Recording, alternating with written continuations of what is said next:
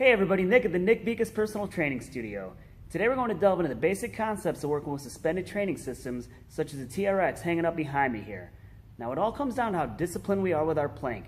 And the good news is if you struggle with the basic plank, if you focus on the concepts that I give you in this video, it'll really make you stronger with your plank, anything you do with the TRX or any other suspended training system, or anything else you do in the gym. Now as I had mentioned, to get the most out of working with the suspended training system is to really master our plank. And we do that by engaging our core and our glutes. So if I want to do some TRX push-ups, again, before I even begin, I'm going to start by flexing my abs and then flex my glutes, and then I begin. And you can see now my body is moving as one unit. And what happens is, if I'm not engaging my core or my glutes, you'll start to see the body not move as one unit.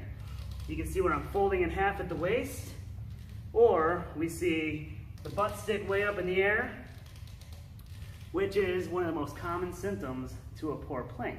This also translates to any other exercise that we do with the TRX where we're facing away from the anchor point, such as TRX tricep extensions.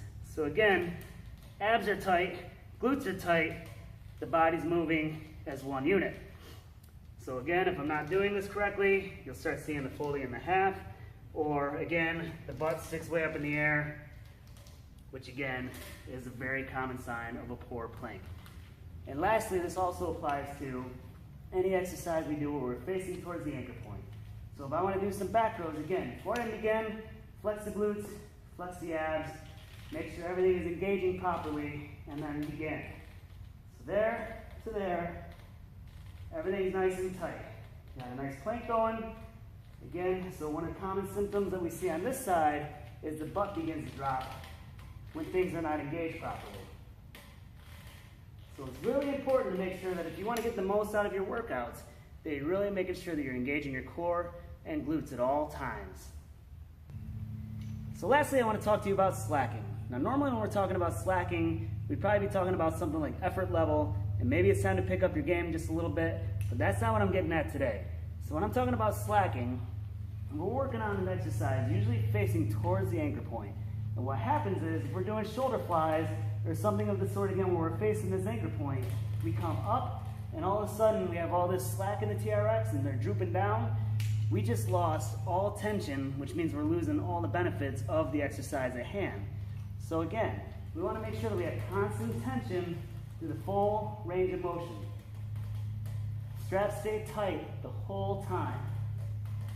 By doing so, once again, the muscles that I'm targeting, they're firing and engaging throughout the full process.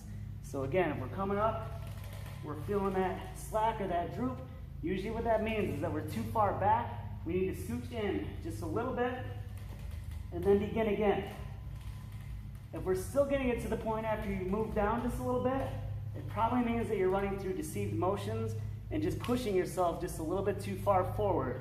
So at that point, you just stop at the top of that motion, keeping that tension. So again, just to kind of come back on everything, we want to make sure that we're keeping our straps tight, and then even when we're doing our exercises, we're keeping our core tight and our glutes tight. If we do that, we're going to be much stronger with our planks, we're going to be much stronger with the exercises we do with our suspended training systems, and we're going to be much stronger with anything else we do in the gym.